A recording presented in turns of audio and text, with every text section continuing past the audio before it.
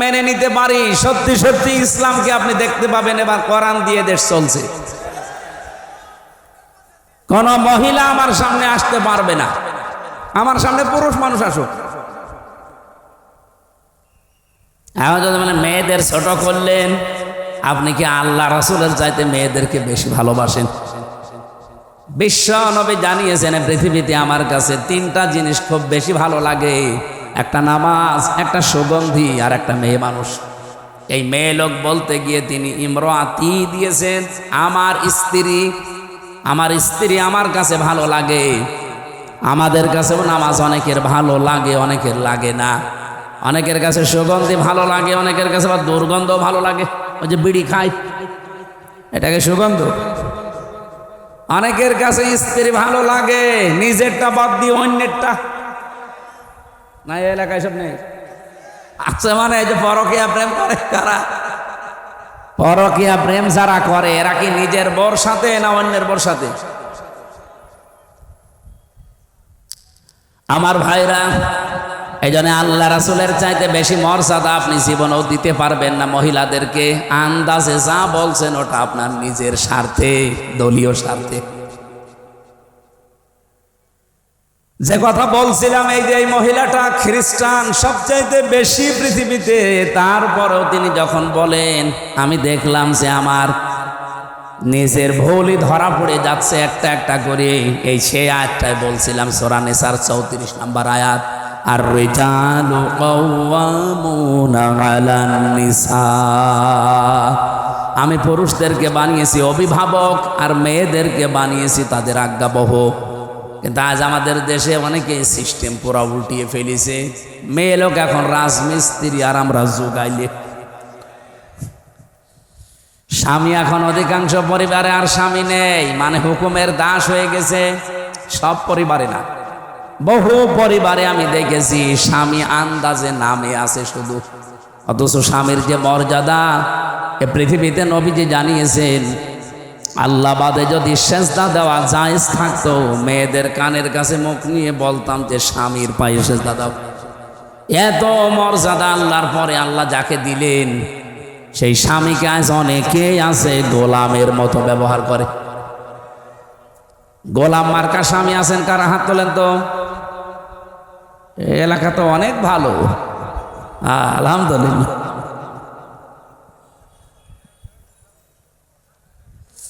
আমার ভাইরা, বিশ্বনবী যে জানিয়েছে এই পৃথিবীতে সবচাইতে বেশি আল্লাহ পাক খুশি হন ওই সময় যখন তিনি কোনো ঘরে মেয়ে পাঠান, নারীকে দেন।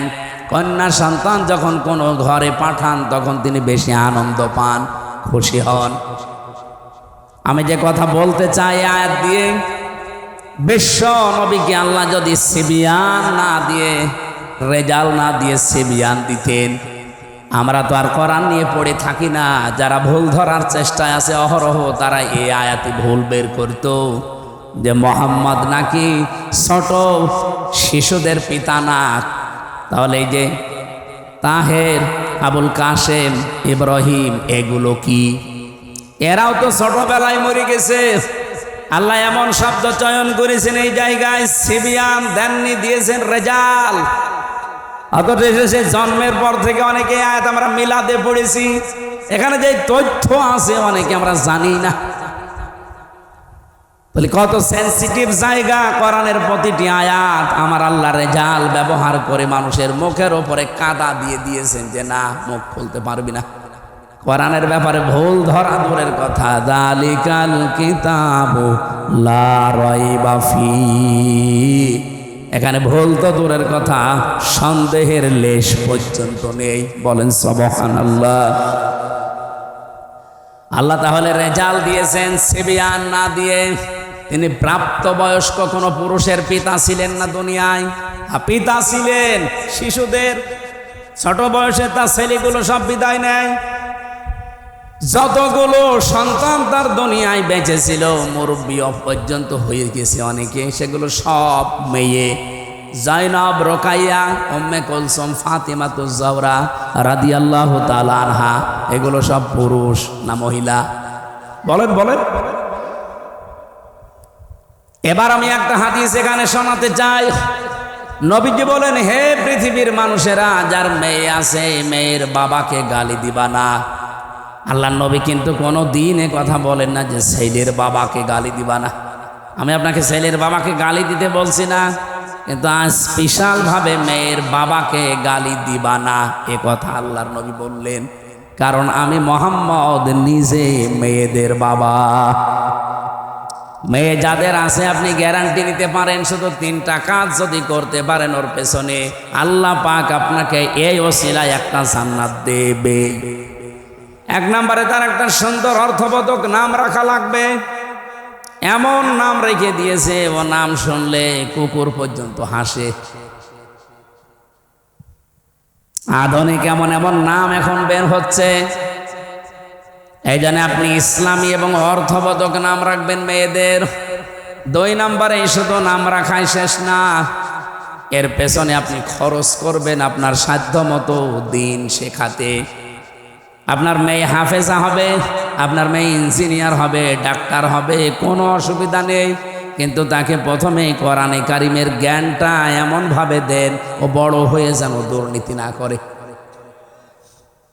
এগুলো যাদের ভেতরে আছে, আপনার মেয়ে যদি ডাক্তার হয় রাজশাহীর ডাক্তার ফাতেমা সিদ্দিকার মতো হবে। আপনার মেয়ে যদি বিশ্ববিদ্যালয়ের শিক্ষিকা হয়, আমি বহু বিশ্ববিদ্যালয়ের শিক্ষিকা দেখেছি, এ মানুষগুলো সূর্যের আলো পর্যন্ত তাদেরকে দেখতে পায় নাই, অথচ তারা ভার্সিটির শিক্ষিকা। আর আপনার মেয়ে প্রাইমারির মাস্টার, ওরা আগা থেকে মাথা পর্যন্ত শুধু সূর্য না, এলাকার সূর্যরাও দেখে। এই জন্য তাকে এমন জ্ঞান আপনি প্রথমে দিয়ে দেবেন, ও যখানে এই দায়িত্ব পালন করুক দুর্নীতি করবে না। আপনি দেখেন আগে কিন্তু 5 এবং 8-এ 100 মার্কের কোরআন ছিল, হাদিস ছিল, ফিকহ ছিল, ইসলামী ইতিহাসগুলো ছিল 100 মার্কের বৃত্তি পরীক্ষায়। কিন্তু আমাদের দুর্ভাগ্য, আগে যারা দায়িত্ব ছিল এই 15 বছরে ওরা এই বৃত্তি পরীক্ষায় 100 মার্ক কোরআন হাদিস তুলে দিয়েছে। আরে পরীক্ষার জন্য অনেকে পড়ে না, সেটা যদি সিলেবাসে না থাকে ও জীবনে হাত দেবে। আগে সেই 3 যখন পড়তাম তখন গারে সুরের ঘটনা পড়তাম। হযরতে আবু বকর সিদ্দিক নবীজিকে রাতের বেলা পাহারা দিয়েছিলেন, পড়তাম আর ওই সময় বুঝতাম না, তারপরও মন লাগিয়ে দিতাম যে কি কি হয়েছে দেখি। আবু বকরের উপর একটা আলাদা ভালোবাসা জন্ম নিত যে নবীর জন্য এত কিছু করেছে। ওখানে শিক্ষায় দেখবেন 2-3 লাইন আবার লেখাও ছিল যে হযরতে আবু বকর নবীজির জন্য একটা দিন একটা রাত এই কষ্টটা করার কারণে আল্লাহ এত বেশি খুশি হয়েছিলেন, কিয়ামত পর্যন্ত আমরা যারা দুনিয়ায় আসতে পারি সবার নেকি যদি এক পাল্লায় দেন, হযরতে আবু বকর নবীজির জন্য 1 রাতে যে কষ্ট করেছিলেন ওই 1 রাতের কষ্টের সমান যে সওয়াব, ওই সওয়াবের পরিমাণ হবে না। আবু বকরের প্রতি এমনি একটা আলাদা ভালোবাসা তৈরি হয়ে যেত, সেইগুলোই যদি এখন তুলে দেয় তে ভালোবাসা জন্মাবে কি করে? এই জন্য সিলেবাসে যারা ছিল শিক্ষা ব্যবস্থায়, ওরা যাতে মাতালগিরি করলো ওরা কিন্তু তালে ঠিক ছিল। আপনি দেখেছেন যে কয়েকজন মানুষ দায়িত্ব পালন করেছেন, নুরুল ইসলাম নাহিদ, ডাক্তার দীপমণি, আর এই যে চট্টগ্রামের নওফেল, এগুলো লেখাপড়া কোন জায়গায়, এগুলো প্রোটেকশন কোন জায়গা থেকে?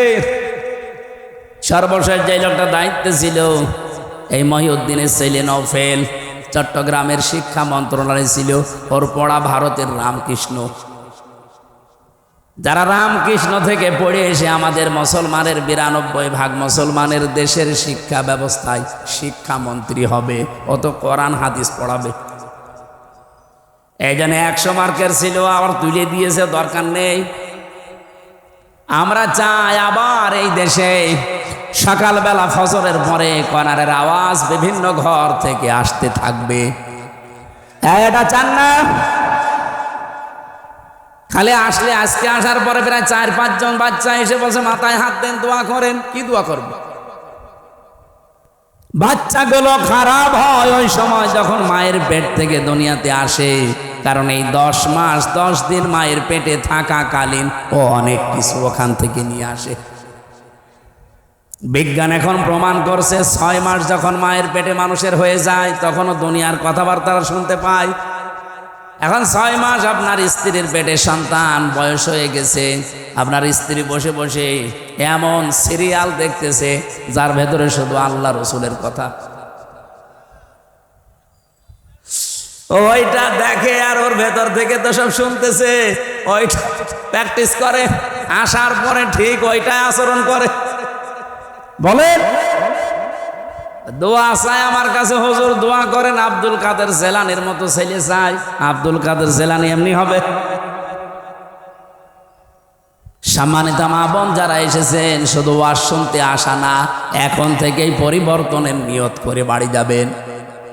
হযরতে আব্দুল কাদের জেলানি রহমতুল্লাহ আলাইহি সেই মায়ের পেটে এসেছিলেন। আপনি সেই মায়ের জীবনী পড়ে দেখেছেন কোনোদিন? আমি কারাগারে থাকতেই 3 বছরে গুরুত্বপূর্ণ যে বইগুলো পড়ে শিক্ষা নিয়েছি তার অন্যতম প্রোডাক্টিভ মুসলিম কারাগারে রাত দিন। আর এই যে আব্দুল কাদের জেলানি রহমতুল্লাহ আলাইহির জন্ম, এত সুন্দর করে সেখানে শিক্ষামূলক বিষয়গুলো তুলে এনেছে। সন্তান পেটে রাখা অবস্থায় যদি ওগুলো পড়তো তাদের ঈমানও বৃদ্ধি হতো জাইনাব আল গাজালির মতো। আব্দুল কাদের জেলানির মায়ের নাম ফাতেমা, এই মেয়েটার মতো আমাদের মেয়েদেরও মায়েদেরও ঈমান মজবুত হতো। বাসর রাতে স্বামীকে ডাক দিয়ে বলছে, স্বামী দাঁড়ান, আপনি আমার কাছে আসা থেকে একটু বিরত থাকেন। আমার বাবা কিন্তু আপনাকে বলেছিল আমি নাকি অন্ধ, আমি নাকি বোবা, আমি নাকি ন্যাংড়া। ঠিক বলেছে আমার বাবা। আপনি যে বাসর রাতে আমার কাছে আসতে যে ফিরে গেলেন